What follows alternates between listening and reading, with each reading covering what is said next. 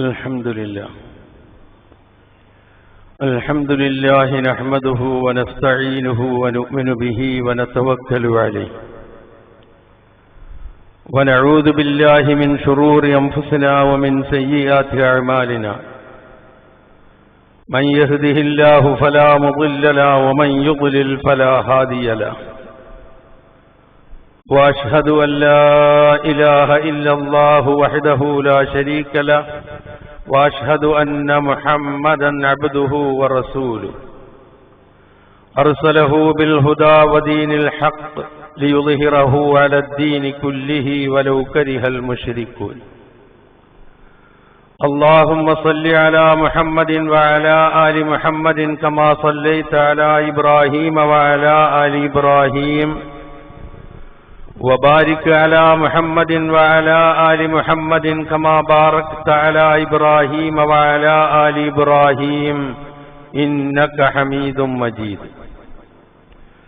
أما بعد فإن خير الكلام كلام الله وخير السنن سنن محمد صلى الله عليه وسلم وشر الأمور محدثاتها وكل محدثة بدعة وكل بدعة ضلالة وكل ضلالة في النار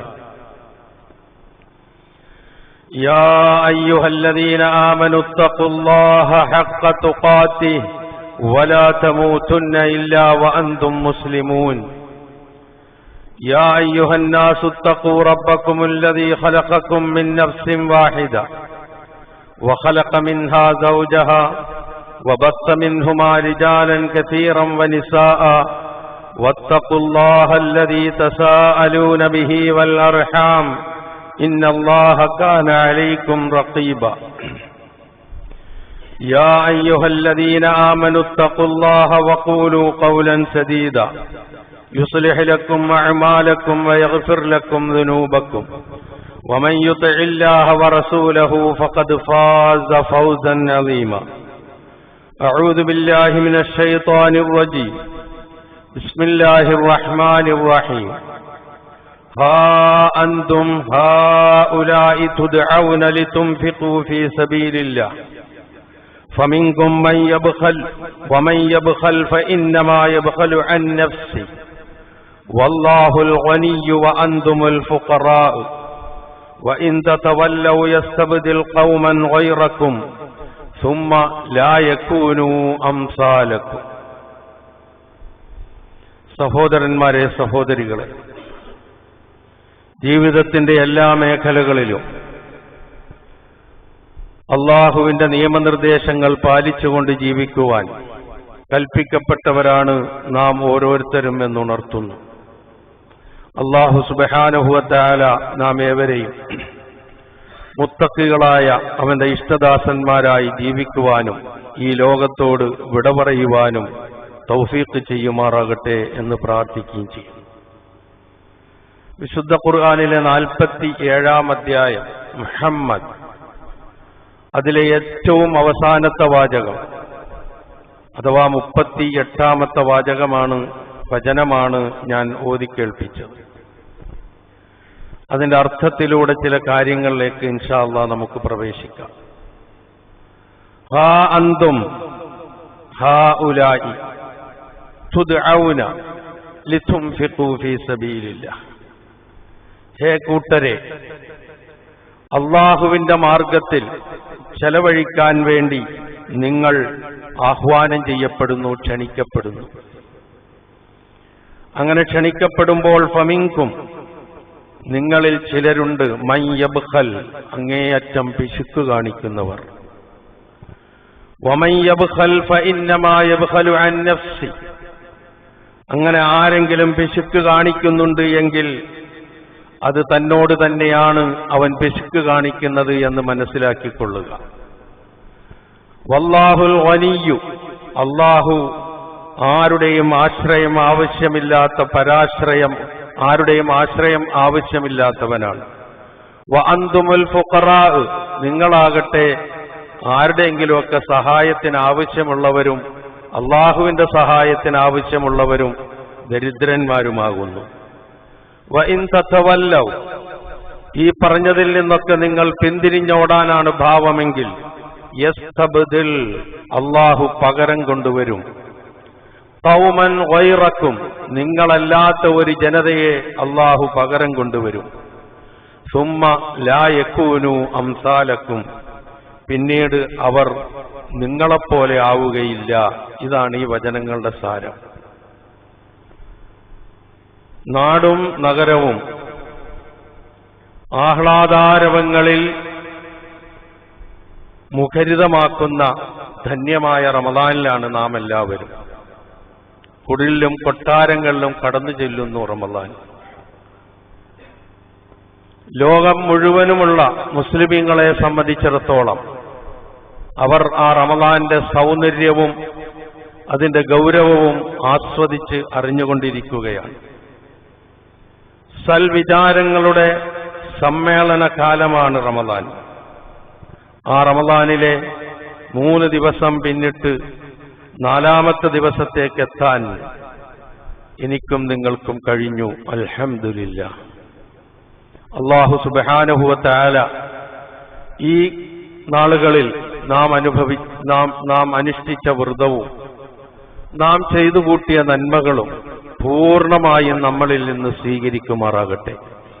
തുടർ ദിവസങ്ങളിലും ഇതിലും കൂടുതൽ നന്മകളുമായി ഈ റമദാനെ സ്വീകരിക്കാനുള്ള മുഴുവൻ തൗഫീഖും അല്ലാഹു പ്രദാനം ചെയ്തു തരുമാറാകട്ടെ.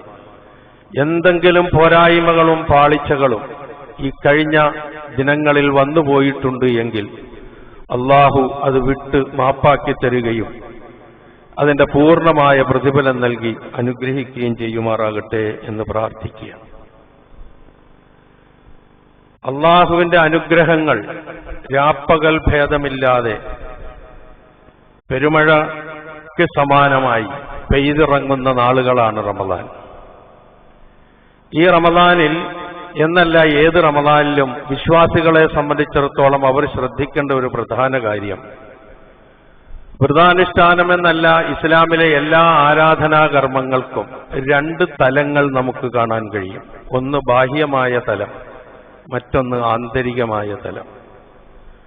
റമദാന്റെ ബാഹ്യമായ തലം എന്ന് പറയുന്നത് ഭക്ഷണപാനീയങ്ങൾ വർജിക്കുക, പകൽ സമയങ്ങളിൽ നമ്മളുടെ ലൈംഗികമായ തൃഷ്ണ വേണ്ടെന്ന് വെക്കുക, ഇതൊക്കെയാണ് അതിന്റെ ബാഹ്യമായ കാര്യങ്ങൾ. ആന്തരികമായ കാര്യങ്ങൾ എന്ന് പറയുന്നത് ഈ ബാഹ്യമായ കാര്യങ്ങൾ ശ്രദ്ധിക്കുന്നതോടൊപ്പം തന്നെ ഞാൻ നോമ്പുകാരനാണെന്നുള്ള ബോധത്തോടു കൂടിയുള്ള വാക്കും പ്രവൃത്തിയും സംസാരവും സമീപനവും മര്യാദകളും എല്ലാം ഉൾക്കൊള്ളേണ്ടതുണ്ട്. അങ്ങനെ നമ്മുടെ ശരീരം മുഴുവൻ, കണ്ണും കാതും മൂക്കും നാക്കും കയ്യും കാലും എല്ലാ അവയവങ്ങളും ഒരുപോലെ ഇതിനോട് സഹകരിക്കുമ്പോഴാണ് ആത്മീയമായ വ്രതാനുഷ്ഠാനത്തിന്റെ തലങ്ങളിലേക്ക് നമുക്ക് ഉയരാൻ കഴിയുകയുള്ളൂ. അങ്ങനെയാണോ നമ്മളുടെ ഓരോരുത്തരുടെയും നോമ്പ് എന്നൊന്ന് പരിശോധിക്കുക. അതല്ല ഭക്ഷണവും പാനീയവും മാത്രം വർജിച്ച് അനാവശ്യമായ സംസാരങ്ങളിലും പ്രവൃത്തികളിലും മുഴുകി സമയം തള്ളി നീക്കുകയായിരുന്നുവോ എന്നൊരു പരിശോധന ഏറെ നല്ലതാണ്. അല്ലാഹു സുബ്ഹാനഹു വ തആല പൂർണ്ണമായ അർത്ഥത്തിൽ അതിന്റെ ആന്തരികമായ ചൈതന്യം ഉൾക്കൊണ്ടുകൊണ്ടുള്ള നോമ്പുകാരായി തീരാൻ നമുക്ക് തൗഫീഖ് നൽകുമാറാകട്ടെ. പ്രിയമുള്ളവരെ, ദിവസങ്ങളിൽ ഏറ്റവും ശ്രേഷ്ഠമായ ദിവസം വെള്ളിയാഴ്ച ദിവസമാണ്. പ്രവാചകൻ അങ്ങനെയാണ് അതിനെക്കുറിച്ച് വിശേഷിപ്പിച്ചത്. സൂര്യൻ ഉദിച്ച ദിവസങ്ങളിൽ ഏറ്റവും ഉത്തമമായ ദിവസം വെള്ളിയാഴ്ച. മാസങ്ങളിൽ ഏറ്റവും ശ്രേഷ്ഠമായ മാസം റമദാൻ. അപ്പോൾ മാസങ്ങളിൽ ഏറ്റവും ശ്രേഷ്ഠമായ മാസമായ റമദാനിലെ ദിവസങ്ങളിലെ ഏറ്റവും ശ്രേഷ്ഠമായ വെള്ളിയാഴ്ച ദിവസത്തിലാണ് ഞാനും നിങ്ങളും. ഇതൊരു ചെറിയ കാര്യമായി കണ്ടുകൂടാ. ഈ ശ്രേഷ്ഠമായ ദിവസത്തെപ്പോലും, പരിശുദ്ധ റമദാനിലെ ഈ ശ്രേഷ്ഠമായ ദിവസത്തെപ്പോലും അതിൻ്റെതായ രൂപത്തിൽ ഉൾക്കൊള്ളാനും അതിന്റെ പ്രതിഫലം നേടിയെടുക്കാനും കഴിയാതെ പോവുക എന്ന് പറഞ്ഞാൽ അതിലും വലിയ ദൗർഭാഗ്യവാന്മാർ വേറെ ആരും ഉണ്ടാവില്ല. ഏതായിരുന്നാലും നമ്മൾ ഈ വെള്ളിയാഴ്ച ദിവസം ഇവിടെ ഒരുമിച്ച് കൂടി. ഈ ഒരുമിച്ച് കൂടലും ഈ ഇരുത്തവും ഈ കേൾക്കുന്നതും ഈ പറയുന്നതും എല്ലാം അല്ലാഹു പുണ്യകർമ്മമായി നമ്മിൽ നിന്ന് സ്വീകരിക്കുമാറാകട്ടെ. ഞാൻ ആദ്യം ഓതിവെച്ച വചനം നമ്മളുടെ ധനവും ധനത്തോടുള്ള നമ്മളുടെ കാഴ്ചപ്പാടുമായി ബന്ധപ്പെട്ട കാര്യമാണ്. നന്മകളെക്കുറിച്ചാണ് നാം ചർച്ച ചെയ്യുന്നതും നന്മകൾ പ്രോത്സാഹിപ്പിക്കാനാണ് നാം ശ്രമിക്കുകയും ചെയ്യേണ്ടത് എങ്കിൽ അല്ലാഹു സുബ്ഹാനഹു വ തആല നന്മ എന്ന് വിശേഷിപ്പിച്ച ഒരു സംഗതിയാണ്, ഒരു കാര്യമാണ് ധനം എന്നുള്ളത്. വഇന്നഹു ലിഹുബ്ബിൽ ഖൈരി ലശദീദ്, മനുഷ്യന് ധനത്തോടുള്ള സ്നേഹം അതികഠിനമാണെന്നാ പറഞ്ഞത്. അവിടെ ഖൈർ എന്ന പദമാണ് ധനത്തെക്കുറിച്ച് പ്രയോഗിച്ചത്. അപ്പോൾ ഒരു നന്മയാണ് ധനം എന്നർത്ഥം. പരിശുദ്ധ ഇസ്ലാം വളരെ വ്യക്തമായ കാഴ്ചപ്പാടാണ് ധനത്തോട് വെച്ച് പുലർത്തിയിട്ടുള്ളത്. ധനം മോശമാണെന്നോ അത് സമ്പാദിക്കണ്ട എന്നോ ഒന്നും പരിശുദ്ധ ഇസ്ലാം പഠിപ്പിക്കുന്നില്ല. ധനം സമ്പാദിക്കുന്നതിനും അതിനുവേണ്ടി അധ്വാനിക്കുന്നതിനും പകരം ആ സമയവും കൂടി ആത്മീയത എന്ന് പറഞ്ഞുകൊണ്ട് പള്ളികൾക്കുള്ളിൽ ഒതുങ്ങിക്കൂടാൻ ഒരിക്കലും പരിശുദ്ധ ഇസ്ലാം പ്രോത്സാഹിപ്പിക്കുന്നില്ല. മറിച്ച് ധനത്തോടുള്ള കാഴ്ചപ്പാട് വളരെ വ്യക്തമാണ് വിശുദ്ധ ഖുർആന്റേത്. ധനത്തെക്കുറിച്ചുള്ള പരാമർശങ്ങളിൽ നിന്ന് തന്നെ അക്കാര്യം വ്യക്തമാണ്. ഒന്ന് ഞാൻ സൂചിപ്പിച്ചു, ഖൈർ. അത് വേറെ സ്ഥലങ്ങളിലും പ്രയോഗിച്ചിട്ടുണ്ട്, ഈ ഖൈർ എന്നുള്ള പ്രയോഗം. നിങ്ങളിൽ നിന്ന് മരണമാസന്നമാകുന്ന സന്ദർഭത്തിൽ നിങ്ങൾ വല്ല ഖൈറും ബാക്കിയാക്കുകയാണെങ്കിൽ നിങ്ങൾ മാതാപിതാക്കൾക്കും അടുത്ത ബന്ധുക്കൾക്കും വസിയ്യത്ത് ചെയ്യൽ നിർബന്ധമാക്കി നിശ്ചയിച്ചിരിക്കുന്നു എന്ന് സൂറത്തുൽ ബഖറയിലെ 180-ാമത്തെ വചനത്തിലും പറഞ്ഞപ്പോൾ ഖൈർ എന്ന് തന്നെയാണ് പറഞ്ഞത്. ഖൈറിന്റെ അർത്ഥം ഇരിക്കുന്ന എല്ലാവർക്കും അറിയാം, നന്മ എന്നാണ്. മറ്റൊരു വിശേഷണം ധനത്തെക്കുറിച്ച് ഖിയാം എന്നാണ്, നമ്മുടെ നിലനിൽപ്പിന് ആധാരം എന്നാണ്. അതില്ലെങ്കിൽ നമ്മളില്ല എന്നാണ് ആ പറഞ്ഞതിന്റെ അർത്ഥം. നിലനിൽപ്പിന് ആധാരം ഖിയാമുൽ ലിന്നാസ് എന്ന പ്രയോഗം. മറ്റൊന്ന് നമുക്ക് കാണാൻ കഴിയുന്നത് അള്ളാഹുവിന്റെ അനുഗ്രഹമാണ്, ഫളിലാണ്. ദാലിക ഫളിലുല്ലാഹി യുതീഹി മൻ യശാ. അള്ളാഹുവിന്റെ ഫളിലാണ്, അനുഗ്രഹമാണ് ധനം. അവൻ ഉദ്ദേശിക്കുന്നവർക്ക് നൽകുമെന്ന് സൂറത്തുൽ ജുമുഅയിലെ 4-ാമത്തെ വചനം. അപ്പൊ ഈ സമ്പത്താകുന്ന ഈ അനുഗ്രഹം അള്ളാഹു എല്ലാവർക്കും ഒരുപോലെയല്ല നൽകിയിട്ടുള്ളത്. അതിൽ ഏറ്റക്കുറച്ചിലുകൾ ഉണ്ടാകും, അത് സ്വാഭാവികമാണ്. ഒരു വീട്ടിൽ തന്നെ ജനിച്ചു വളർന്ന ഒരു മാതാപിതാക്കളുടെ മക്കളായി വളരുന്നവർ തന്നെ ഒരു കുടുംബത്തിൽ തന്നെ ധനത്തിന്റെ കാര്യത്തിൽ ധനപരമായ കാര്യങ്ങൾ ഒരേപോലെയല്ലല്ലോ. അപ്പൊ സ്വാഭാവികമായും മനുഷ്യ സമൂഹം ഒന്നാകെ നാം വിലയിരുത്തുമ്പോൾ അങ്ങനെയല്ലാതെ നമുക്ക് കാണാനും കഴിയുകയില്ല. അപ്പൊ ആ വൈവിധ്യത്തെ നാം അംഗീകരിച്ചേ പറ്റൂ. അള്ളാഹു ആ വൈവിധ്യം നിലനിർത്തുന്നു. സൂറത്തുൽ ലൈൽ നമുക്കറിയാം, വല്ലൈലി ഇദാ യഗ്ശാ വന്നഹാരി ഇദാ തജല്ല വമാ ഖലഖൽ ദക്കറ വൽ ഉൻസ എന്ന് പറഞ്ഞ് സത്യം ചെയ്തതിന് ശേഷം രാവും പകലും ആണും പെണ്ണും ഒക്കെ സൃഷ്ടിച്ചതിനെ കുറിച്ചൊക്കെ പറഞ്ഞ് സത്യം ചെയ്തതിന് ശേഷം അള്ളാഹു പറയുന്നത് ഇന്ന സഅയക്കും ലശത്താന, നിങ്ങളുടെ പരിശ്രമങ്ങൾ പോലും പലതരത്തിലുള്ളതാണ്, ഒന്നല്ല, വിഭിന്നമാണ്. എന്നിട്ട് പറയുന്നു ഫഅമ്മാമൻ അഅത, ദാനം നൽകുകയും വത്തഖ, സൂക്ഷ്മത പുലർത്തുകയും വസദ്ദഖ ബിൽ ഹുസ്ന, ഏറ്റവും നല്ലതിനെ സത്യപ്പെടുത്തുകയും ചെയ്യുന്നവർ ഫസനിയസ്സിറുഹു ലിൽ യുസ്ര, അവനെ ഏറ്റവും എളുപ്പമുള്ളതിലേക്ക് നാം സൗകര്യം ചെയ്തു കൊടുക്കും. എന്നാൽ അമ്മാമം ബഖില, പിശുക്ക് കാണിക്കുക, അതിനെക്കുറിച്ചാണ് നാം സൂറത്ത് മുഹമ്മദിലെ അവസാനത്തെ വചനത്തിലെ ആ പ്രയോഗത്തിൽ ഗൗരവമുള്ളതാണത്. അത് നിസ്സാരമായി കാണേണ്ടതല്ല. അള്ളാഹു കനിഞ്ഞു നൽകിയ അവന്റെ ഔദാര്യമായ അനുഗ്രഹമായ നന്മയായ നിലനിൽപ്പിനാധാരമായ ധനം, അത് അള്ളാഹു കനിഞ്ഞു നൽകുന്നതാണെന്ന ബോധത്തോടെ അതിനോടുള്ള ബാധ്യത നിറവേറ്റിക്കൊണ്ട് പോകാതെ ഞാനുണ്ടാക്കിയതാണ്, ഇത് എന്ത് ചെയ്യണമെന്ന് ഞാൻ തീരുമാനിക്കുമെന്ന ധാർഷ്ട്യതയോടുകൂടി പിശുക്ക് കാണിച്ച് മുന്നോട്ട് പോകാനാണ് ഭാവമെങ്കിൽ അള്ളാഹു നൽകിയ മുന്നറിയിപ്പ് ഓർക്കുക. അതിനാണ് നിങ്ങളുടെ ഭാവമെങ്കിൽ നിങ്ങളെ അള്ളാഹു ഇവിടെ നിന്ന് മാറ്റും. എന്നിട്ട് പകരം അള്ളാഹു ഒരു ജനതയെ കൊണ്ടുവരും, അവർ നിങ്ങളെപ്പോലെ ആവുകയില്ല എന്ന് പറയുന്നത് താക്കീതാണ്, മുന്നറിയിപ്പാണ്. അപ്പൊ ധനത്തോടുള്ള നമ്മളുടെ സമീപനം എന്താണ് എന്ന് വ്യക്തം. അതേപോലെ സൂറത്തുൽ ലൈലിലെ ബാക്കി ഭാഗത്ത് അല്ലാഹു പറയുന്നുണ്ട് വഅമ്മാമൻ ബഖില, പിശുക്ക് കാണിക്കുക, വസ്തഗ്ന, സ്വയം പര്യാപ്തത നടിക്കുക, ഞാൻ ആർക്കും ഒന്നും കൊടുക്കൂല, എനിക്കെല്ലാം ഉണ്ട്, എന്റെ കയ്യിൽ എല്ലാം ഒതുങ്ങിയിട്ടുണ്ട്, അതുകൊണ്ട് ഇനി ആർക്കും കൈവിടുന്ന ഏർപ്പാടില്ല. അതാണ് ഇസ്തഗ്ന എന്ന് പറഞ്ഞാൽ, സ്വയം പര്യാപ്തത നടിക്കുക. ഇതാരും എനിക്ക് നൽകിയതല്ല, ഞാൻ സ്വന്തം അധ്വാനിച്ച് എന്റെ വിയർപ്പ് ചിന്തി ഞാൻ ഉണ്ടാക്കിയതാണെന്നൊക്കെ നമ്മൾ അഭിമാനത്തോടുകൂടി പറയാറുണ്ടല്ലോ. അതിനെക്കുറിച്ച് അതാ പറഞ്ഞത് വസ്തഗ്ന. എന്നിട്ട് പറഞ്ഞു വകദ്ദബ ബിൽ ഹുസ്ന, ഏറ്റവും നല്ലതിനെ നിഷേധിച്ച് തള്ളുകയും ചെയ്താൽ ഫസനുയസ്സിറുഹുലിൽ ഉസ്റ, ഏറ്റവും ഞെരുക്കമായതിലേക്കുള്ള വഴിയായിരിക്കും അല്ലാഹു ഒരുക്കി കൊടുക്കുക. വമാ യുഗ്നി അൻഹു മാലുഹു ഇദാ തറദ്ദ, അവൻ തകർന്നാൽ, അവൻ നശിച്ചാൽ അവന്റെ ധനം ഒരു പ്രയോജനവും അവന് ചെയ്യുകയില്ല. നാം ഒന്ന് ആലോചിച്ച് നോക്ക്, ഈ ധനമൊന്നും നമ്മൾ ഉണ്ടാക്കിയതല്ല. എന്റെ കയ്യിൽ ഇപ്പോൾ എനിക്ക് ധനമുണ്ടെങ്കിൽ എന്റെ പൂർവികന്മാർ അധ്വാനിച്ചതിന്റെ ഫലം എനിക്ക് കിട്ടിയതാണ്. ഇനി ഞാൻ മരിച്ചു കഴിഞ്ഞാൽ ഇത് എന്റെ കയ്യിൽ നിന്ന് എന്റെ മക്കളിലേക്കാണ് പോവുക. അതൊരിക്കലും എന്റെ കയ്യിൽ ഒരിക്കലും എന്റേതായി നിലനിൽക്കുകയില്ല. ഈ ബോധമാണ് വേണ്ടത്.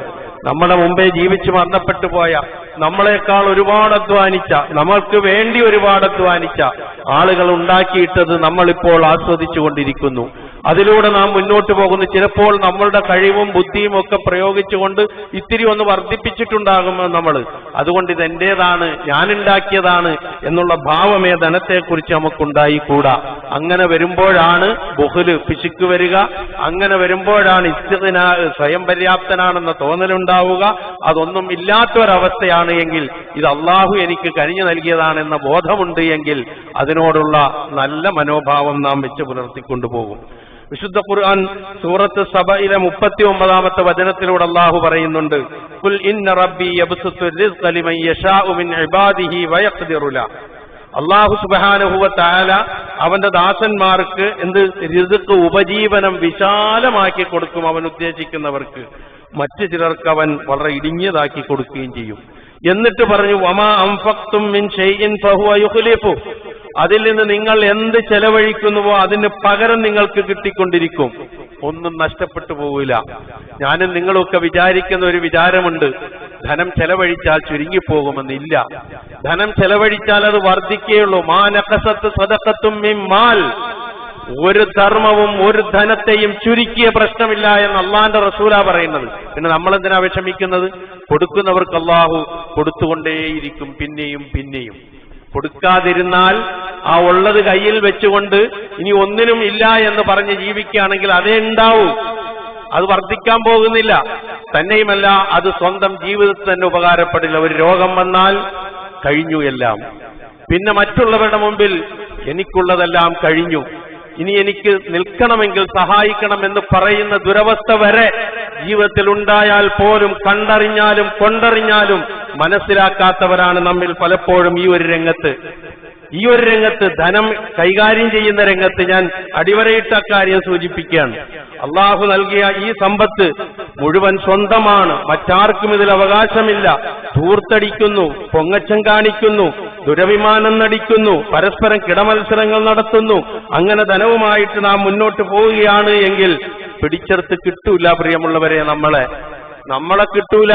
പിന്നെ അള്ളാഹു എങ്ങനെയാണ്, എവിടെയാണ് കൊണ്ടുപോയി എത്തിക്കുക, ആ പോയിന്റ് നമുക്ക് മനസ്സിലാവൂല. അതുകൊണ്ട് ധനം അള്ളാഹുവിന്റെ അനുഗ്രഹമാണ്, അവൻ തന്നതാണ് എന്ന ബോധത്തോടെ അത് കൈകാര്യം ചെയ്യുക എന്നുള്ളതാണ്. അതുകൊണ്ടാണ് വിശുദ്ധ ഖുർആൻ ഒരുപാട് സ്ഥലങ്ങളിൽ അക്കാര്യം എടുത്തു പറയുന്നത്. സൂറത്തുൽ മആരിജ്, വിശുദ്ധ ഖുർആനിലെ 70-ാമത്തെ അധ്യായം, ആ മആരിജിലെ 22 മുതൽ 35 വരെയുള്ള വചനങ്ങളിൽ സ്വർഗലോകത്ത് സ്വർഗം ലഭിക്കുക മാത്രമല്ല, ആ സ്വർഗലോകത്ത് അള്ളാഹുവിന്റെ ആദരവിന് അർഹരാകുന്ന ആൾക്കാരുടെ 7ഓ 8ഓ സ്വഭാവങ്ങൾ എണ്ണി പറയുന്നുണ്ട്. അത് മുഴുവൻ പറയാൻ സമയമില്ല. അതിൽ ഒന്ന് മാത്രം, വല്ലദീന ഫീ അംവാലിഹിം ഹഖ്ഖും മഅലൂം ലിസ്സായിലി വൽ മഹ്റൂം. ഈ എണ്ണിപ്പറഞ്ഞ 8 സവിശേഷതകളിൽ ഒന്നിതാണ്, അവർക്ക് ധനമുണ്ടാകും, ആ ധനം അവർ ചെലവ് ചെയ്യും. അതിൽ അവരുടെ ധനത്തിൽ നിന്നൊരു നിശ്ചിത വിഹിതം, നിർണിതമായ അവകാശം അതിനർഹതപ്പെട്ടവർക്ക് അവർ മാറ്റിവെക്കും. അതിൽ ഇസ്സായിലി വൽ മഹ്റൂം, ചോദിച്ചു വരുന്നവർക്കും ഉപജീവനം തടയപ്പെടുന്നവർക്കും അവരുടെ ധനത്തിൽ ഒരു വിഹിതം അവർ മാറ്റിവെക്കും. അപ്പൊ ധനം മാറ്റിവെക്കുക എന്നുള്ളത് സ്വർഗപ്രവേശനത്തിന്റെ ആദരവിന്, സ്വർഗപ്രവേശനത്തിൽ ലഭിക്കാൻ പോകുന്ന ആദരവിന്റെ ഒരു സ്വഭാവമായി എണ്ണി പറഞ്ഞ വിശുദ്ധ ഖുർആൻ അവിടെ പറഞ്ഞ ഹഖ്, ആ അവകാശം, ഹഖ്ഖുൽ ലിസ്സാഇൽ വൽ മഹ്റൂം എന്ന് പറഞ്ഞ ആ ഹഖ്, അതാണ് പ്രിയമുള്ളവരെ നിർബന്ധ ദാനം അഥവാ സക്കാത്ത് എന്ന് പറയുന്നത്. അത് പിടിച്ചു വെക്കാനുള്ളതല്ല. അത് ഞാനും നിങ്ങളും പാവപ്പെട്ടവർക്ക് നൽകുന്ന ഓശാരമല്ല, ഔദാര്യമല്ല, അവരുടെ അവകാശമാണ് എന്ന് പഠിപ്പിച്ച ഗ്രന്ഥമാണ് വിശുദ്ധ ഖുർആൻ. അതാണ് വല്ലദീന ഫീ അംവാലിഹിം ഹഖ്ഖും മഅലൂം ലിസ്സായിലി വൽ മഹ്റൂം എന്ന് പറഞ്ഞത്. അല്ലാഹു പിന്നെ ഈ ധനം നൽകിയതിനെ കുറിച്ചൊക്കെ ഖുർആനിൽ പരാമർശിക്കുന്ന പരാമർശങ്ങൾ എടുത്തു നോക്കിയാൽ വഅൻഫിഖൂ മിമ്മാ റസഖ്നാകും, നിങ്ങൾക്ക് നാം നൽകിയതിൽ നിന്ന് നിങ്ങൾ ചെലവഴിക്കുക. വആതൂഹും മിൻ മാലില്ലാഹിൽ ലദീ ആതാകും, നിങ്ങൾക്ക് നാം നൽകിയ ധനത്തിൽ നിന്ന് അവർക്ക് നിങ്ങൾ കൊടുക്കുക. ആധികാരികതയോടെയാണ് അള്ളാഹുവിന്റെ ആ സംസാരം. അവിടെയാണ് ഞാനും നിങ്ങളും ശാഠ്യം പിടിക്കുന്നത്. അങ്ങനൊന്നുമല്ല, എനിക്ക് കിട്ടിയതാണ്. അങ്ങനെ പറഞ്ഞ പൂർവികന്മാർ കുറെ ആൾക്കാരുണ്ട്. ഖാറൂൻ അങ്ങനെ പറഞ്ഞവനാണ്. നിങ്ങൾ പറയും പോലെയൊന്നുമല്ല, ഇത് എന്റേതാണ്, എന്റെ അറിവ് കൊണ്ടും എന്റെ സാമർഥ്യം കൊണ്ടും ഞാൻ നേടിയെടുത്തതാണെന്ന് പറഞ്ഞ ആളാണ് ഖാറൂൻ. എന്നിട്ട് എന്ത് സംഭവിച്ചു നമുക്കറിയാം. ഉള്ളതെല്ലാം കൊണ്ട് ഭൂമിയുടെ അടിയിലേക്ക് അല്ലാഹു ആഴ്ത്തിക്കളഞ്ഞു. ഇല്ലേ? ചരിത്രം അതല്ലേ പറഞ്ഞു തരുന്നത്. അപ്പൊ ധനം കൊണ്ട് അഹങ്കരിക്കുന്നവർ രക്ഷപ്പെട്ട ചരിത്രം മനുഷ്യ ചരിത്രത്തിലില്ല. അപ്പോൾ ധനം എന്ന് പറയുന്നത് അള്ളാഹു കനിഞ്ഞു നൽകുന്നതാണ്. നമ്മൾ അതിന്റെ ട്രസ്റ്റികൾ മാത്രമാണ്, നമ്മൾ കൈകാര്യകർത്താക്കൾ മാത്രമാണ്. കുറച്ചേൽപ്പിക്കുന്നു, നിനക്ക് ആവശ്യത്തിനെടുത്തോ, ബാക്കിയുള്ളത് അവകാശികൾക്ക് കൊടുത്തേക്ക് എന്ന് പറഞ്ഞേൽപ്പിക്കുന്നു. അപ്പൊ നമ്മൾ എന്ത് ചെയ്യുന്നു? എനിക്കുള്ളത് എടുക്കുന്നു, അവകാശികൾക്കുള്ളത് ഞാൻ എടുക്കുന്നു. ഇതാണ് സംഭവിക്കുന്നത്. അതുണ്ടായിക്കൂടാ വിശ്വാസികളെ സംബന്ധിച്ചിടത്തോളം. നമുക്ക് നമസ്കരിക്കാൻ ഒരു മടിയുമില്ല, ഒരു ചെലവുമില്ല. നമസ്കാരം പോലെ തന്നെ അതിന്റെ അതേ ഗൗരവത്തോടുകൂടി പറഞ്ഞിട്ടുള്ള സംഗതിയാണ് സക്കാത്ത്. വിശുദ്ധ ഖുർആൻ ഓതുന്നില്ലേ റമദാനായപ്പോ? പ്രത്യേകിച്ച് ഒന്ന് എടുത്തു നോക്ക് നിങ്ങൾ. എവിടെങ്കിലും യുഖീമൂന സ്വലാത്ത എന്ന് നിങ്ങൾ കാണുന്നുണ്ടെങ്കിൽ, ഓതുന്നുണ്ടെങ്കിൽ, അടുത്ത നിങ്ങൾ ഓതുന്നത് വയൂത്തൂന സക്കാത്ത എന്നാണ്. അഖീമു സ്വലാത്ത എന്ന് നിങ്ങൾ ഓതുന്നുണ്ടെങ്കിൽ വആതു സക്കാത്ത എന്നാണ്. വിശുദ്ധ ഖുർആനിൽ 32 സ്ഥലങ്ങളിൽ നോമ്പും സക്കാത്തും സ്വലാത്തും, നമസ്കാരവും സക്കാത്തും ഒരുമിച്ച് പറഞ്ഞിട്ടുണ്ട്. 32 സ്ഥലങ്ങളിൽ ഒരുമിച്ച് പറഞ്ഞാൽ 28 സ്ഥലങ്ങളിലും നമസ്കാരത്തോട് ചേർത്തിട്ടാണ് സക്കാത്തിനെ കുറിച്ച് പറഞ്ഞത്. അപ്പൊ ഗൗരവം മനസ്സിലാക്കാൻ വലിയ ബുദ്ധിമുട്ടൊന്നുമില്ല ഖുർആൻ മനസ്സിലാക്കുന്നവരെ സംബന്ധിച്ചിടത്തോളം. അങ്ങനെയുള്ള ആ സക്കാത്ത് നൽകിയില്ലെങ്കിൽ ഇഹത്തിലും ശിക്ഷയുണ്ട്, പരലോകത്ത് അതികഠിനമായ ശിക്ഷയുണ്ട്. ഇഹത്തിലെ ശിക്ഷ എന്ന് പറയുന്നത് സക്കാത്ത് ആരെങ്കിലുമൊക്കെ നമ്മുടെ സമൂഹത്തിൽ നൽകുന്നത് കൊണ്ടായിരിക്കും നമ്മളൊക്കെ ഇങ്ങനെ നിന്നു പോകുന്നത് എന്ന് പറയേണ്ടി വരും. അള്ളാഹുവിന്റെ റസൂല് മുന്നറിയിപ്പ് നൽകി എന്താണെന്നറിയോ? ഏതെങ്കിലും ഒരു ജനത സക്കാത്ത് നൽകാതെ തടഞ്ഞു വെച്ചാൽ അള്ളാഹു അവരെ ക്ഷാമകാലം കൊണ്ട് പരീക്ഷിക്കുമെന്നാണ്. അങ്ങനെ പരീക്ഷിക്കാതിരിക്കില്ല എന്നാണ് നബി സല്ലല്ലാഹു അലൈഹി വസല്ലം പറഞ്ഞത്. സക്കാത്ത് കൊടുക്കാതിരുന്നാൽ കൊടിയ ക്ഷാമം പിടികൂടും എന്ന് മുന്നറിയിപ്പ് നൽകുന്നു. കാരണം എന്തേ? അവകാശപ്പെട്ടവന് കൊടുക്കാതെ അതും കൂടി സ്വന്തമാക്കി ഉപയോഗിച്ച് നല്ല ജീവിതം സുഖിച്ചിങ്ങനെ ജീവിക്കുക. അപ്പൊ ആ ഒരു ദുരവസ്ഥയിലേക്ക് നമ്മൾ എത്തും. അതുപോലെ തന്നെ പരലോകത്ത് കഠിനമായ ശിക്ഷ. എന്താണോ സമ്പാദിച്ചു വെച്ചത് ചെലവഴിക്കാതെ, എന്താണോ പിശുക്കി വെച്ചത് ചെലവഴിക്കാതെ, വല്ലദീന യക്നിസൂന الذهب والفضة ولا ينفقونها في سبيل الله فبشرهم بعذاب أليم എന്ന് തുടങ്ങുന്ന സൂറത്ത് തൗബയിലെ 34-35 വചനങ്ങൾ ഗൗരവമുള്ളതാണ്. വലിയ ശിക്ഷ. എന്താണോ സമ്പാദിച്ചു വെച്ചത് അത് നൽകാതെ അങ്ങോട്ട് ചെന്നാൽ അതുകൊണ്ട് തന്നെയാണ് ശിക്ഷ.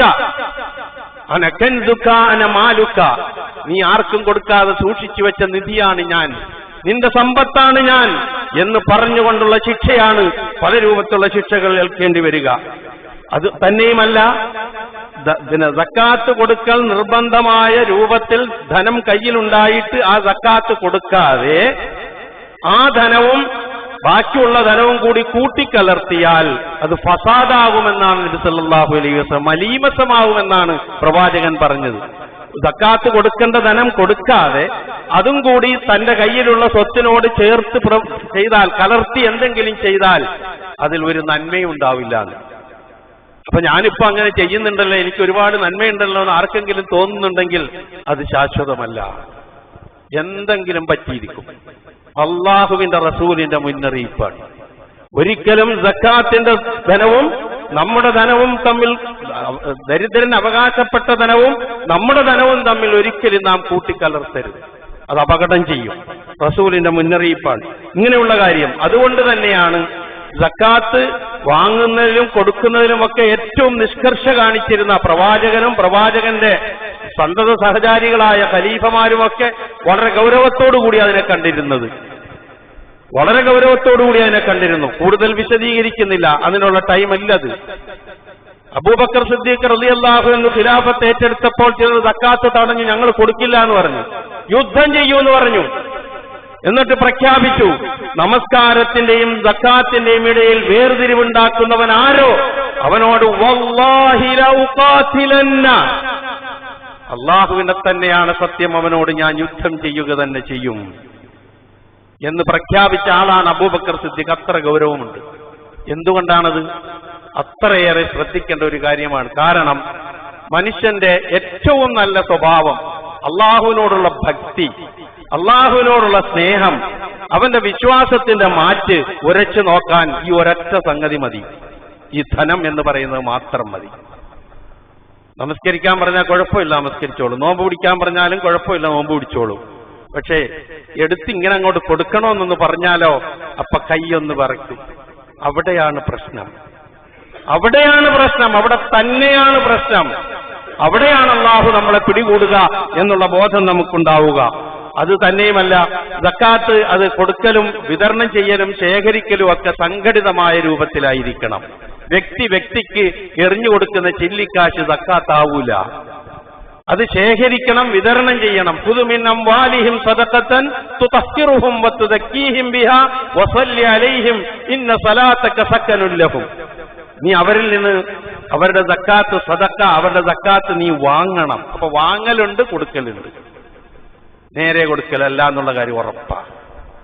അത് പറഞ്ഞാൽ നമുക്ക് ആർക്കും മനസ്സിലാകും. സക്കാത്ത് കൊടുക്കണം, അത് ഞാൻ കൊടുക്കുന്നുണ്ട്, ചില്ലിക്കാശ് റമദാനാവുമ്പോൾ ഞാൻ ആർക്കെങ്കിലും ഇട്ട് കൊടുക്കുന്നുണ്ട് എന്നാണ് നമ്മളുടെയൊക്കെ വിചാരം. സക്കാത്താകണമെങ്കിൽ അത് ശേഖരിച്ച് അർഹരായ ആളുകൾക്ക് എത്തിച്ചു കൊടുത്ത് അവരുടെ അവശത പരിഹരിക്കുന്ന അവസ്ഥയിലേക്ക് എത്തണം. റസൂൽ സല്ലല്ലാഹു അലൈഹി വസല്ലമ മുആദ് ഇബ്നു ജബൽ റളിയല്ലാഹു അൻഹുവിനെ യമനിലേക്ക് പറഞ്ഞയക്കുമ്പോൾ കൊടുത്ത നിർദ്ദേശത്തിൽ ആദ്യം ഷഹാദത്തു അല്ലാ ഇലാഹ ഇല്ലല്ലാഹ്, രണ്ടാമത് ഇഖാമത്തുസ് സലാത്ത്. ഇത് രണ്ടും കഴിഞ്ഞാൽ അവരോട് പറയണം സക്കാത്തിനെ കുറിച്ച്, അവരുടെ ധനത്തിൽ നിന്ന് എങ്ങനെ തൂഖദു മിൻ അഗ്നിയാഇഹിം വതുറദ്ദു ഇലാ ഫുഖറാഇഹിം, അവരുടെ ധനികന്മാരിൽ നിന്ന് സ്വീകരിക്കുക, അവരിലെ അവശത അനുഭവിക്കുന്ന പാവപ്പെട്ടവരിലേക്ക് വിതരണം ചെയ്യപ്പെടുക. അങ്ങനെ ഒരു സക്കാത്ത് ഉണ്ട് എന്ന് അവരെ അറിയിക്കണമെന്ന് പറഞ്ഞ് അറിയിച്ചു മുആദ് ഇബ്നു ജബൽ റളിയല്ലാഹു അൻഹു. 1 by 1 ആയിട്ട് വേദഗ്രന്ഥം നൽകപ്പെട്ട ക്രൈസ്തവർ തിങ്ങിപ്പാർക്കുന്ന ഒരു നാടായിരുന്നു അന്ന് യമൻ. അവനിലേക്ക് പോയി 1ാമത്തെ ദിവസം മുതൽ തന്റെ ദഅവത്ത് തുടങ്ങി. ലാ ഇലാഹ ഇല്ലല്ലാഹ് പഠിപ്പിച്ചു, നമസ്കാരം പഠിപ്പിച്ചു, സക്കാത്തിനെ കുറിച്ച് ബോധമുണ്ടാക്കി, നോമ്പിനെ കുറിച്ച് പഠിപ്പിച്ചു. ഇങ്ങനെ എല്ലാം പഠിപ്പിച്ചു. സക്കാത്തിനെ കുറിച്ച് പഠിപ്പിക്കുക മാത്രമല്ല, ശേഖരിക്കുക, വിതരണം ചെയ്യുക എന്ന് പറയുന്ന തത്വം പൂർണ്ണമായും അന്നു മുതൽ തുടങ്ങി. റസൂൽ വഫാത്തായി, അബൂബക്കർ സിദ്ദീഖ് റളിയല്ലാഹു അൻഹു വഫാത്തായി, ഉമറുൽ ഫാറൂഖ് റളിയല്ലാഹു അൻഹു ഖലീഫയായപ്പോൾ അതാ യമനിൽ നിന്ന് സക്കാത്തിന്റെ വിഹിതം ബൈത്തുൽ മാലിലേക്ക് വന്നു തുടങ്ങി. ആദ്യം 1/3 കൊടുത്തു. അപ്പോൾ ഉമർ റളിയല്ലാഹു അൻഹു ചോദിച്ചു, അവിടെയുള്ള ആൾക്കാർക്ക്, അവിടെയുള്ള നിന്ന് വാങ്ങി, ധനികരിൽ നിന്ന് വാങ്ങി ദരിദ്രർക്ക് കൊടുക്കാനല്ലേ റസൂല് പഠിപ്പിച്ച, നീ എന്തിനാ ഇങ്ങോട്ട് അയച്ച? അപ്പൊ പറഞ്ഞു, കൊടുത്തു കഴിഞ്ഞ് ബാക്കിയുള്ള 1/3 അയച്ചതെന്ന് പറഞ്ഞു. രണ്ടാമത്തെ പ്രാവശ്യം നേരെ പകുതി 2/1 അയച്ചു. അപ്പോഴും അതേ ചോദ്യം, അതേ മറുപടി. ഞാൻ വിശദീകരിക്കുന്നില്ല. മൂന്നാമത് ആ നാട്ടിൽ പിരിച്ച സക്കാത്ത് മുഴുവനും ബൈത്തുൽ മാലിലേക്ക് അയച്ചു. ഉമർ റളിയല്ലാഹു അൻഹു അല്പം ഗൗരവത്തോടെ ക്ഷുഭിതനായി ചോദിച്ചു, ഇതെന്തിനിങ്ങോട്ട് അയച്ചു? ഒറ്റ മറുപടി മാത്രം. എന്താ മറുപടി എന്നറിയോ? ഇത് വാങ്ങാൻ അർഹതയുള്ള ഏതെങ്കിലും ഒരാളുണ്ടായിരുന്നു എങ്കിൽ ഞാൻ അയക്കുമായിരുന്നില്ല. ഇസ്ലാമിലെ സംഘടിത സക്കാത്തിന്റെ ഫലമാണ് പ്രിയമുള്ളവരെ നാം ഈ കേൾക്കുന്നത്. ചരിത്രത്തിൽ നിന്ന് നമുക്ക് കേൾക്കാനുള്ള ഭാഗ്യം പോലുമില്ല. സക്കാത്തിന്റെ ശ്രേഷ്ഠതയെ സംബന്ധിച്ച്, സംഘടിതമായതിന്റെ സ്വഭാവത്തെ സംബന്ധിച്ച് നമുക്ക് കേൾക്കാനുള്ള ഭാഗ്യം പോലുമില്ല. ആ ഒരു ദുരവസ്ഥയിലാണ് നമ്മളുള്ളത്. സക്കാത്ത് ഇതിനുള്ളതാണ്.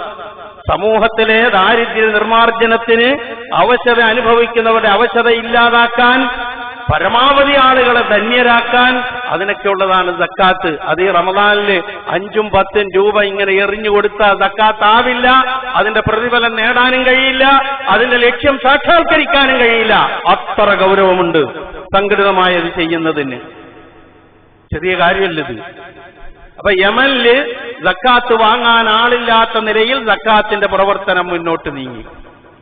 മഹാനായ Umar bin Abdul Aziz Umar രണ്ടാമൻ എന്ന് വിശേഷിപ്പിക്കപ്പെടുന്ന ഉമർ ബിൻ അബ്ദുൽ അസീസ്, അദ്ദേഹത്തിന്റെ ഭരണകാലത്ത് ഇറാഖിൽ അദ്ദേഹത്തിന് ഒരു ഗവർണർ ഉണ്ടായിരുന്നു. അദ്ദേഹത്തിന്റെ പേര് അബ്ദുൽ ഹമീദ് എന്നാണ്. അവിടെ സക്കാത്ത് പിരിച്ചു കൊടുക്കാൻ ആളില്ലാതായപ്പോൾ അദ്ദേഹം കത്തെഴുതി. എന്താ കത്ത് എന്നറിയോ? ആ കത്തിൽ അദ്ദേഹം എഴുതി, ഇവിടെ സക്കാത്ത് വാങ്ങാൻ ആളില്ല, ഞാൻ എന്ത് ചെയ്യണം ഈ സ്വത്ത് എന്ന്. ഒന്ന് ആലോചിച്ച് നോക്ക് നിങ്ങൾ.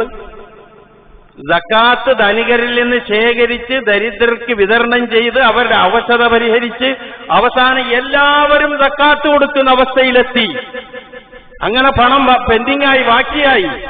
ചിന്തിക്കാൻ കഴിയുമോ നമ്മുടെ ഈ നാട്ടിൽ ഇങ്ങനെ ഒരു സംഭവം? അത് പറഞ്ഞ അപ്പ പറയും അത് ചെയ്യാൻ പാടില്ല, സംഘടിതമായി കൊടുത്താൽ വീടൂല, വീട്ടപ്പെടൂല എന്നൊക്കെ പറഞ്ഞ് ഫത്വകൾ വരും. സാധാരണക്കാരെന്ത് ചെയ്യും? അവരത് വിശ്വസിക്കും.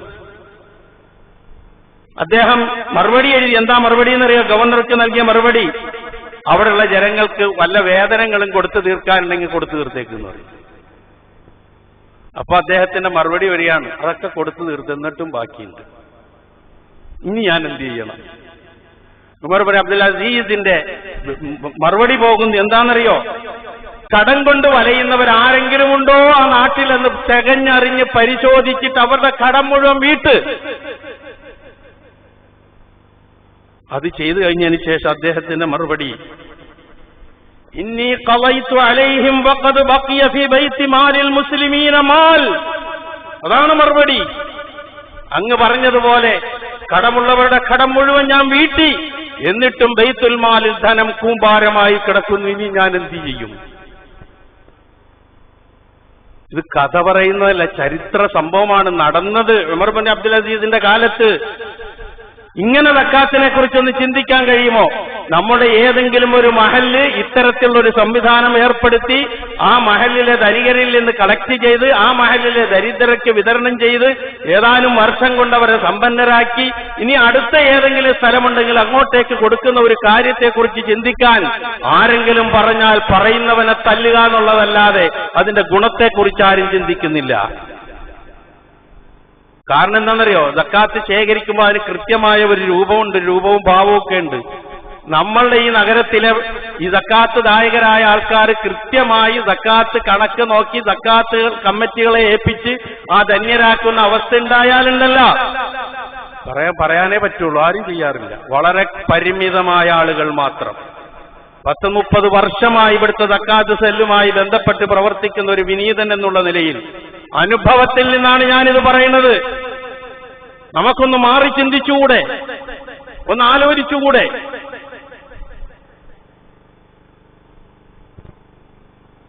എന്തേ നമ്മളൊന്നും അങ്ങനൊന്നും ആലോചിക്കാത്തത്? അപ്പൊ ഇതാണ്. എന്നിട്ട് അദ്ദേഹം പറഞ്ഞു, അവസാനം ബാക്കിയും കൂടി കേട്ടോ നിങ്ങള്.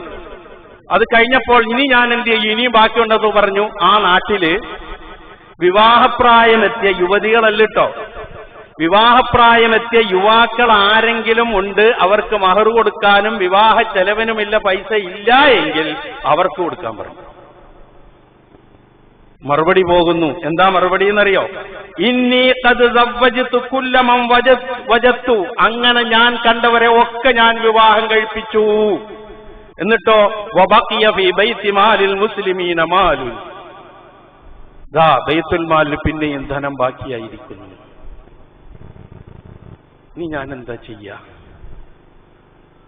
അദ്ദേഹത്തിന്റെ മറുപടി പോകുന്നു, അവിടെയുള്ള കർഷകരെ കണ്ടെത്തുക, എന്നിട്ട് ആ കർഷകർക്ക് വിളവെടുക്കാനുള്ള സർവ്വസഹായങ്ങളും സാഹചര്യങ്ങളും ചെയ്തു കൊടുക്കുക.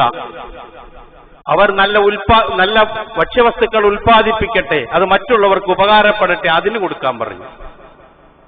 എന്താ ഈ ചരിത്രങ്ങളിൽ നിന്നൊക്കെ നമുക്ക് മനസ്സിലാക്കാനുള്ളത്? ഇവിടെ സക്കാത്ത് വാങ്ങാൻ ആളില്ലാത്ത അവസ്ഥ വന്നു എന്ന് മാത്രമല്ല, ഇറാഖിലെ കഥയാണ് കേട്ടോ ഈ പറയുന്നത്. ഉമർ ബിൻ അബ്ദുൽ അസീസിന്റെ ഭരണകാലത്ത് യമനിലെയാണ് ഞാൻ നേരത്തെ പറഞ്ഞത്. എന്നിട്ട് അവസാനം സക്കാത്ത് വീട്ടൽ മാത്രമല്ല, ക്ഷേമപ്രവർത്തനങ്ങൾക്ക് കൂടി സക്കാത്തിന്റെ ധനം എടുത്തു കൊടുക്കാവുന്ന അവസ്ഥയിലേക്കുള്ള നിർദ്ദേശം പോയതാണ് പ്രിയമുള്ളവരെ നമ്മൾ ഈ കേട്ടത്. നീ സക്കാത്തിനെ കുറിച്ച് പറയുമ്പോൾ ഞാൻ ഉണ്ടാക്കിയത് മുഴുവനും അങ്ങ് കൊടുക്കണോ? വേണ്ട.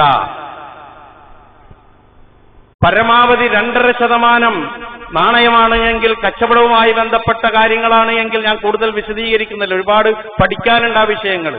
2.5% കൃഷി ഇനങ്ങളാണെങ്കിൽ 5 അല്ലെങ്കിൽ 10%, നിധിയായി കിട്ടുന്ന ഖനിജ വസ്തുക്കളാണെങ്കിൽ 20%. പരമാവധി. ഈ ലാസ്റ്റ് പറഞ്ഞത് വളരെ ദുർലഭമാണ്, ഉണ്ടാകാറില്ല. ഇത്രയേ ഉള്ളൂ. ഇപ്പൊ ഞാനൊരു വർഷം അധ്വാനിച്ചുണ്ടാക്കി എന്റെ സമ്പത്ത് ഇന്നത്തെ 590 ഗ്രാം വെള്ളിയുടെ വിലയ്ക്കുള്ള നാണയം എല്ലാ ചെലവും കഴിഞ്ഞ്, അത്യാവശ്യ ചെലവും കഴിഞ്ഞ് എന്റെ കയ്യിൽ ബാക്കിയുണ്ടെങ്കിൽ 2.5% എനിക്ക് അവകാശപ്പെട്ടതല്ല. ഏത് നിലയിൽ ഞാൻ സമ്പാദിക്കുന്ന സ്വത്താണെങ്കിലും, ശമ്പളമാണെങ്കിലും, ഒരു കടയിൽ ജോലിക്ക് നിന്ന് കിട്ടുന്നതാണെങ്കിലും, കച്ചവടം നടത്തുന്നവനാണെങ്കിലും ഒക്കെ 2.5% മാത്രമേ ചോദിക്കുന്നുള്ളൂ. അതിന് കണക്കാക്കേണ്ട നിസാബ് ഇതാണ്. 590 ഗ്രാം വെള്ളിയുടെ ഇന്നത്തെ വില കണക്കാക്കുക. എന്നിട്ട് കഴിഞ്ഞ കൊല്ലം സക്കാത്ത് കൊടുത്തത് ഈ കൊല്ലവും കണക്കാക്കുക. എന്നിട്ട് ഇതിനിടയിൽ കഴിഞ്ഞ് അത്യാവശ്യ ചെലവ് ദൂർത്തടിക്കലൊന്നും അതിൽ പെടുവില്ല കേട്ടോ. അതൊക്കെ പടച്ചോൻ കണ്ടോളൂ, അറിഞ്ഞോളൂ. പിന്നെ അതുപോലുള്ള കാര്യങ്ങളല്ല, അത്യാവശ്യ ചെലവുകൾ കഴിച്ച് ബാക്കിയുള്ളത് മിച്ചം ഈ പറഞ്ഞ തുക വരുമെങ്കിൽ 2.5% കൊടുത്തോ. അല്ലാതെ ഒരു നിർവാഹവുമില്ല. അതിന് അംബാനി ആകണ്ട, അദാനി ആകണ്ട, അല്ലെങ്കിൽ ഏറ്റവും വലിയ കോടാകോടീശ്വരന്മാരാകണ്ട, ആരുമാകണ്ട. ഇത്രയുമുണ്ടോ കൊടുക്കാൻ കഴിയും. അങ്ങനെ ഇല്ലാത്തവർ വളരെ ദുർലഭമായിരിക്കുമെന്ന് ഞാൻ പറഞ്ഞാൽ എന്നോട് നിങ്ങൾ ദേഷ്യപ്പെടരുത്. പക്ഷെ നമ്മളത് ശ്രദ്ധിക്കുന്നില്ല. അത് പണക്കാർ ചെയ്യേണ്ടതല്ലേ. എന്ത് ഈ പണക്കാരെന്ന് പറഞ്ഞാൽ നമ്മളൊരു രൂപം കണ്ടിട്ടുണ്ട്, ആ രൂപത്തിൽപ്പെടുന്നവർ അല്ല. കൃത്യമായി മനസ്സിലാക്കുക. നമ്മുടെ സക്കാത്ത് കമ്മിറ്റി അള്ളാഹുവിന്റെ അനുഗ്രഹത്താൽ കഴിഞ്ഞ വർഷവും നല്ല നിലയിൽ, പല കാരണങ്ങളാൽ അത് എത്ര കളക്ട് ചെയ്തു എന്നൊന്നും പറയാനുള്ള പല കാരണങ്ങളുണ്ട്, അതുകൊണ്ട് പറയുന്നില്ല എന്ന് മാത്രമേ ഉള്ളൂ. നല്ല നിലയിൽ പ്രവർത്തിച്ചു. അൽഹംദുലില്ലാഹ് ഒരുപാട് പേര് സഹകരിച്ച പലരും ഈ സദസ്സിലുണ്ട് എന്ന് എനിക്കറിയുകയും ചെയ്യാം. നല്ല നിലയിൽ സഹകരിച്ചവരുണ്ട്. അല്ലാഹു സുബ്ഹാനഹു വ തആല അവർ നൽകിയ സക്കാത്ത് പൂർണ്ണമായും അവരിൽ നിന്ന് സ്വീകരിക്കുമാറാകട്ടെ. അവർക്ക് കൂടുതൽ ബർക്കത്ത് അല്ലാഹു ചൊരിഞ്ഞു കൊടുക്കുമാറാകട്ടെ. ഇനിയും കൂടുതൽ നൽകി ഈ സമൂഹത്തിന്റെ അവശത പരിഹരിക്കാനുള്ള തൗഫീഖ് അല്ലാഹു അവർക്ക് പ്രദാനം ചെയ്തു കൊടുക്കുമാറാകട്ടെ. അതുകൊണ്ട് ആ സക്കാത്ത് സെല്ലുമായി നിങ്ങൾ സഹകരിക്കുക. അതുപോലെ വിവിധ സ്ഥലങ്ങളിലുള്ള ആൾക്കാർ ഈ സദസ്സിലുണ്ടാകാം, നിങ്ങളുടെയൊക്കെ നാടുകളിലും ഉണ്ടാകും സക്കാത്ത് സെല്ലുകൾ. ദയവ് ചെയ്ത് 5 രൂപ 10 രൂപ റമദാന് കൊടുത്ത് സക്കാത്ത് കൊടുത്തു എന്ന് ഊഹിക്കുന്ന ഒരവസ്ഥയിലേക്ക് എത്താതിരിക്കുക. ആ കണക്കങ്ങോട്ട് നോക്കുക.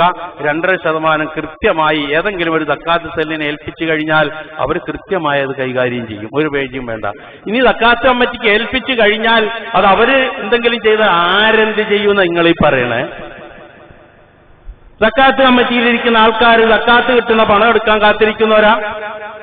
ഒരാവശ്യമില്ല. ആരും അത് ചെയ്യയില്ല. പടച്ചവനെ പേടിയുള്ളവര് കൃത്യമായത് കൈകാര്യം ചെയ്യും. എന്നാലും മനുഷ്യ സഹജമായി പോരായ്മ ഉണ്ടാകും. പല തീരുമാനങ്ങൾ എടുക്കുന്നതിലോ കൊടുക്കുന്നതിലോ ഒക്കെയുള്ള കാര്യങ്ങളിൽ സ്വാഭാവികം. അത് അല്ലാഹു പുറത്തു കൊടുക്കട്ടെ എന്ന് മാത്രമേ നമുക്ക് പ്രാർത്ഥിക്കാൻ കഴിയുള്ളൂ. അപ്പൊ ആ നിലയിൽ സക്കാത്തിന്റെ പ്രാധാന്യം, ധനം എന്താണ്, അതിനോടുള്ള നമ്മുടെ സമീപനം എന്താണ്, അതിൽ നിന്ന് എന്ത് നമ്മൾ ചെയ്യണം തുടങ്ങിയിട്ടുള്ള കാര്യങ്ങൾ കൃത്യമായി വിലയിരുത്തിക്കൊണ്ട് ഈ റമദാൻ മാസം സക്കാത്തിന്റെ മാസമൊന്നും അല്ലട്ടോ. അതിനി എന്തായി റമദാനാവുമ്പോ ഇങ്ങനെ പറയുന്നതെന്ന് ചോദിച്ചാൽ, എല്ലാ കാര്യങ്ങളും ഏറ്റവും കൂടുതൽ സക്കാത്തിന്റെ ഫണ്ട് നമുക്ക് ലഭിക്കുന്നത് റമദാനിലാണ്. ആളുകൾ അതിന്റെ പുണ്യം കൂടി പ്രതീക്ഷിച്ച് അവർ കഴിഞ്ഞ റമദാനിൽ കൊടുത്തു, ഈ റമദാനിൽ കൊടുക്കുന്നു. അപ്പൊ അതിന് വർഷം തികയുക എന്ന് പറയുന്നത് അങ്ങനെയാണെങ്കിൽ അങ്ങനെ കണക്കാക്കുക. അല്ലാതെ റമദാനിൽ സക്കാത്തിന് പ്രത്യേകിച്ച് കാര്യങ്ങളൊന്നും ഇല്ല. എങ്കിലും ഇതൊന്ന് ഉണർത്തി എന്ന് മാത്രം. റമദാനിൽ ഇത്തരം കാര്യങ്ങൾ പോലും ശ്രദ്ധിച്ച് കൈകാര്യം ചെയ്ത് അള്ളാഹുവിന് ഇഷ്ടപ്പെടുന്ന രൂപത്തിൽ ജീവിതത്തെ ചിട്ടപ്പെടുത്താൻ ശ്രമിക്കുക.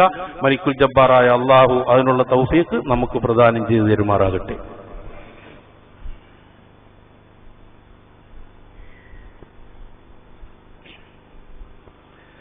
അൽഹംദുലില്ലാഹ് അല്ലദീ ഹദാനാ ലിഹാദാ വമാ കുന്നാ ലിനഹ്തദിയ ലൗലാ അൻ ഹദാനല്ലാഹ് വസ്സലാത്തു വസ്സലാമു അലാ അഷ്റഫിൽ അംബിയാഇ വൽ മുർസലീൻ വഅലാ ആലിഹി വസ്വഹാബിഹി വമൻ തബിഅഹും ബിഇഹ്സാനിൻ ഇലാ യൗമിദ്ദീൻ. അമ്മാ ബഅദ്. ഇത്തഖുല്ലാഹ ഇബാദല്ലാഹ്. ഒരിക്കൽ കൂടി അള്ളാഹുവിന്റെ ആജ്ഞാനുവർത്തികളായി ജീവിക്കുവാൻ ഞാൻ ഉണർത്തുന്നു. പരിശുദ്ധ റമദാൻ വ്രതാനുഷ്ഠാനത്തിന്റെയും അതുപോലെ തന്നെ ഒരുപാട് നന്മകളുടെയും നാളുകൾ എന്ന പോലെ തന്നെ ഏറ്റവും കൂടുതൽ ദാനധർമ്മം ചെയ്യേണ്ട നാളുകൾ കൂടിയാണ്. കാന റസൂലുള്ളാഹി സ്വല്ലല്ലാഹു അലൈഹി വസല്ലമ അജ്വദന്നാസ്.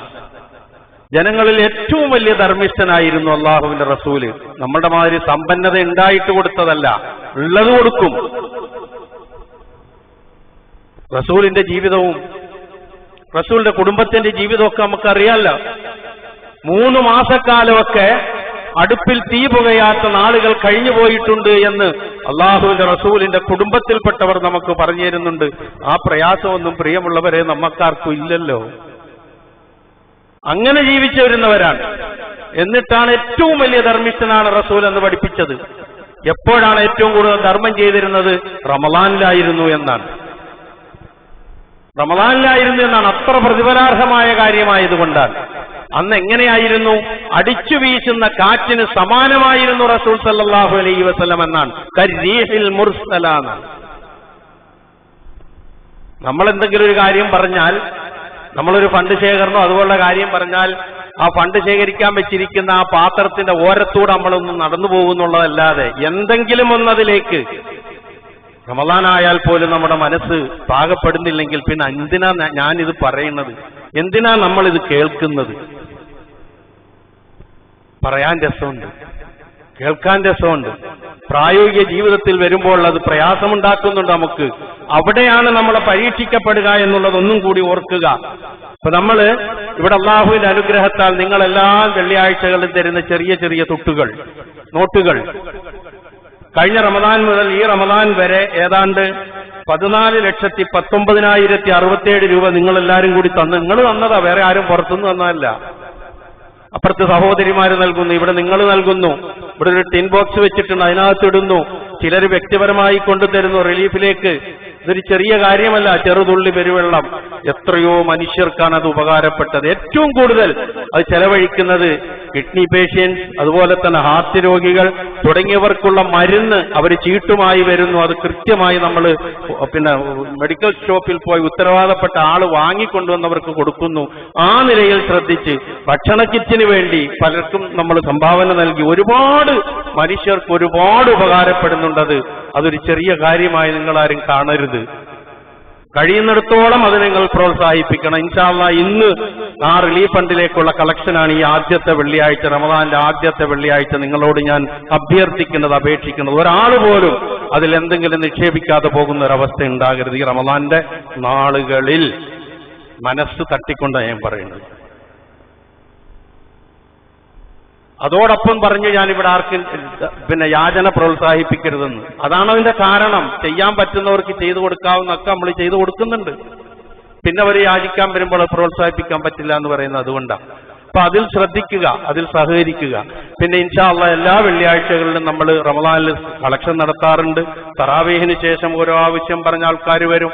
നമുക്ക് പറയാതിരിക്കാൻ വയ്യ. നിങ്ങൾക്ക് ചെയ്യാൻ പറ്റും, നിങ്ങൾ ചെയ്യുക. ഒരിക്കലും അതൊരു വിഷമമായി നിങ്ങൾ മനസ്സിൽ കാണാതിരിക്കുക. നമ്മൾ ഏറ്റവും കൂടുതൽ ശ്രദ്ധിക്കുന്നത് അത് ദുരുപയോഗപ്പെടുത്തപ്പെടുന്നില്ല എന്നുള്ള കാര്യത്തിൽ ശ്രദ്ധ പതിപ്പിച്ചുകൊണ്ട് തന്നെയാണ് അള്ളാഹുവിന്റെ അനുഗ്രഹത്താൽ ഇതുവരെ പോയിട്ടുള്ളത്. ഇനിയും അങ്ങനെ പോകുവാനാണ് ആഗ്രഹിക്കുന്നത്. സർവാത്മന സഹകരിക്കണമെന്ന് അഭ്യർത്ഥിക്കുകയാണ്. അതുപോലെ തന്നെ നാം വ്രതമനുഷ്ഠിച്ച് സന്തോഷിച്ച് നല്ല ഭക്ഷണങ്ങൾ കഴിച്ച് നമ്മളിങ്ങനെ മുന്നോട്ട് പോകുമ്പോൾ നമ്മൾ ഓർക്കേണ്ട ചില മനുഷ്യരുണ്ട്. നമ്മുടെ ചുറ്റും ഒരുപാട് മനുഷ്യരുണ്ട്, ഓർക്കുന്നുണ്ട് നമ്മൾ പലരെയും. പക്ഷേ അങ്ങ് പുറത്തുനിന്ന്, ഫലസ്തീനിൽ നിന്ന്, ഇസ്രായേലിൽ നിന്നൊക്കെ വന്നുകൊണ്ടിരിക്കുന്ന ചിത്രങ്ങൾ, പ്രിയമുള്ളവരെ, നമ്മുടെ മനസ്സ് വേദനിപ്പിക്കുന്നുണ്ടോ?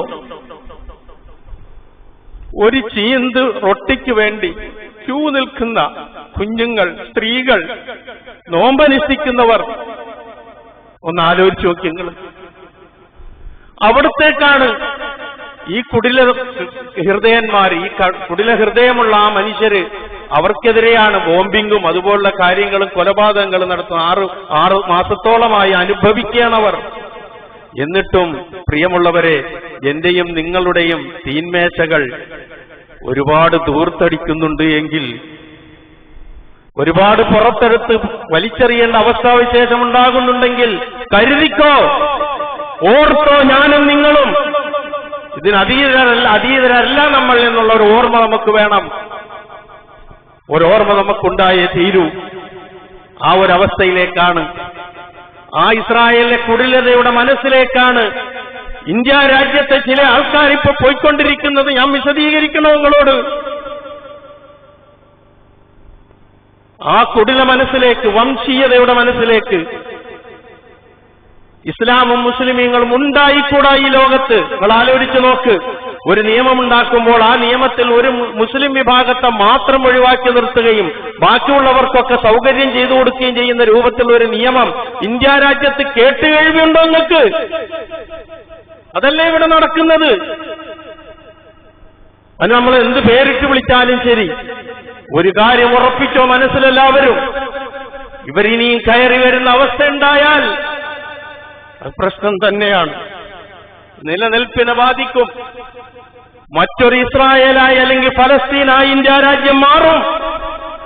ആ നിലയിലുള്ള നീക്കങ്ങളാണ് നടത്തുന്നത്. ഓർത്തിരുന്നു നമ്മൾ ഓരോരുത്തരും. ഒരു കാരണവശാലും ഇനി അവരവിടെ കയറിയിരിക്കാൻ പാടില്ല. തീരുമാനിച്ചോ, ഇപ്പൊ തന്നെ പ്രാർത്ഥിച്ചോ അല്ലാഹുവിനോട്. മനസ്സിന്റെ വിഷമം കൊണ്ട് പറയുന്നതാ. നമ്മുടെ പിൻഗാമികൾ, നമ്മുടെ മക്കൾ, നമ്മുടെ പേരക്കിടാങ്ങൾ ഇവിടെ ജീവിക്കണ്ടേ നമ്മളായിട്ട്? എങ്ങോട്ടാണ് ഈ പോക്ക്? കരുതുക. അള്ളാഹുവിന്റെ അനുഗ്രഹങ്ങളോട് നന്ദികേട് കാണിക്കരുത് ഒരിക്കലും. ഞാനും നിങ്ങളും നന്ദിയുള്ളവരായി മാറുക, ആത്മാർത്ഥമായി തേടുക അള്ളാഹുവിനോട് എല്ലാ അർത്ഥത്തിലും. മലിക്കുൽ ജബ്ബാറായ അള്ളാഹു എല്ലാവിധത്തിലുള്ള തീക്ഷ്ണമായ പരീക്ഷണങ്ങളിൽ നിന്നും ബുദ്ധിമുട്ടുകളിൽ നിന്നും നാം ഏവരെയും കാത്തുരക്ഷിക്കുമാറാകട്ടെ. നമ്മുടെ പ്രയാസം അനുഭവിക്കുന്ന ഫലസ്തീനിലെ നമ്മുടെ സഹോദരങ്ങൾക്ക് അല്ലാഹു സുബ്ഹാനഹു വ തആല മോചനം എളുപ്പമാക്കി കൊടുക്കുമാറാകട്ടെ. അവരനുഭവിക്കുന്നതിന് തുല്യമായ അനുഭവങ്ങൾ ഉണ്ടാകുന്ന സ്ഥിതിയിൽ നിന്ന് ഈ നാടിനെ അല്ലാഹു കാത്തുരക്ഷിക്കുമാറാകട്ടെ. ഈ കുടില മനസ്സുമായി, വർഗീയ ധ്രുവീകരണത്തിന്റെ മനസ്സുമായി ഇറങ്ങിത്തിരിക്കുന്നവരിൽ നിന്ന് ജനമനസ്സിനെ അല്ലാഹു അകറ്റിക്കൊടുക്കുമാറാകട്ടെ. ഏറ്റവും നല്ല നിലയിൽ സ്വസ്ഥമായി ജീവിതം നയിക്കാൻ, എല്ലാവർക്കും ഒരുമിച്ച് ജീവിക്കാൻ കഴിയുന്ന ഒരു നല്ല അന്തരീക്ഷം ഇനിയും സംജാതമാകാൻ അല്ലാഹു തൗഫീക്ക് ചെയ്യുമാറാകട്ടെ. അറിഞ്ഞോ അറിയാതെയോ നമ്മിൽ നിന്ന് വന്നുപോയ എല്ലാ തെറ്റുകുറ്റങ്ങളും അല്ലാഹു പുറത്തു മാപ്പാക്കി തരുമാറാകട്ടെ. നമ്മിൽ നിന്ന് മരണപ്പെട്ടു പോയവരുടെ പാപങ്ങൾ അല്ലാഹു പുറത്തു കൊടുക്കുമാറാകട്ടെ. നമ്മുടെ മാതാപിതാക്കൾക്ക് അല്ലാഹു പുറത്തു കൊടുക്കുമാറാകട്ടെ. രോഗങ്ങൾ കൊണ്ട് വിഷമിക്കുന്ന നമ്മുടെ സഹോദരങ്ങളുടെ രോഗങ്ങളെ അല്ലാഹു ശിഫയാക്കി കൊടുക്കുമാറാകട്ടെ. മരണപ്പെട്ടു പോയവരെയും നമ്മളെയും അല്ലാഹു ജന്നാത്തുൽ ഫിർദൗസിൽ ഒരുമിച്ച് കൂട്ടുമാറാകട്ടെ. ശയ്യാവലംബികളായി പ്രയാസമനുഭവിക്കുന്ന വലിയ വലിയ രോഗങ്ങൾക്ക് വിധേയരായി കഴിയുന്ന സഹോദരീ സഹോദരന്മാർക്ക് അല്ലാഹു സുബ്ഹാനഹു വ തആല അവരുടെ രോഗങ്ങൾ ശിഫയാക്കി കൊടുക്കുകയും വേദനകൾ ലഘൂകരിച്ചു കൊടുക്കുകയും ചെയ്യുമാറാകട്ടെ. നമ്മളെയും നമ്മുടെ കുടുംബാദികളെയും നമ്മുടെ ബന്ധുമിത്രാദികളെയും ഉറ്റവരെയും ഉടയവരെയും എല്ലാവിധത്തിലുള്ള തീക്ഷ്ണമായ പരീക്ഷണങ്ങളിൽ നിന്ന് അല്ലാഹു കാത്തുരക്ഷിക്കുമാറാകട്ടെ. എന്നും ശാന്തിയും സമാധാനവും സ്വസ്ഥതയും നൽകി ജീവിക്കാനുള്ള തൗഫീഖ് അല്ലാഹു നമുക്ക് നിലനിർത്തി തരുമാറാകട്ടെ. നാം ചെയ്തു കൂട്ടുന്ന ചെയ്തികൾ നിമിത്തമുണ്ടായിത്തീരുന്ന പരീക്ഷണങ്ങളിൽ നിന്ന് നാം ഏവരെയും അല്ലാഹു കാത്തുരക്ഷിക്കുമാറാകട്ടെ. നന്മകളോടൊപ്പം ജീവിക്കുവാനും തിന്മകളിൽ നിന്ന് അകന്നു ജീവിക്കാനും അല്ലാഹു തൗഫീഖ് നൽകുമാറാകട്ടെ. സർവോപരി ഇസ്ലാമിനും മുസ്ലിം ഉമ്മത്തിനും അല്ലാഹു ഇസ്സത്തിനെ പ്രദാനം ചെയ്യുമാറാകട്ടെ. اللهم اغفر للمؤمنين والمؤمنات والمسلمين والمسلمات الأحياء منهم والأموات إنك مجيب الدعوات ويا قاضي الحاجات. اللهم أعز الإسلام والمسلمين وأذل الشرك والمشركين. اللهم أعز الإسلام والمسلمين وأذل الشرك والمشركين. اللهم أعز الإسلام والمسلمين وأذل الشرك والمشركين. اللهم أجرنا من النار. اللهم أجرنا من النار. اللهم أجرنا من النار. اللهم انصر إخواننا المسلمين المجاهدين في فلسطين يا أرحم الراحمين وفي كل مكان يا أرحم الراحمين. ربنا اغفر لنا ولإخواننا الذين سبقونا بالإيمان ولا تجعل في قلوبنا غلا للذين آمنوا ربنا إنك رؤوف رحيم. ربنا آتنا في الدنيا حسنة وفي الآخرة حسنة وقنا عذاب النار.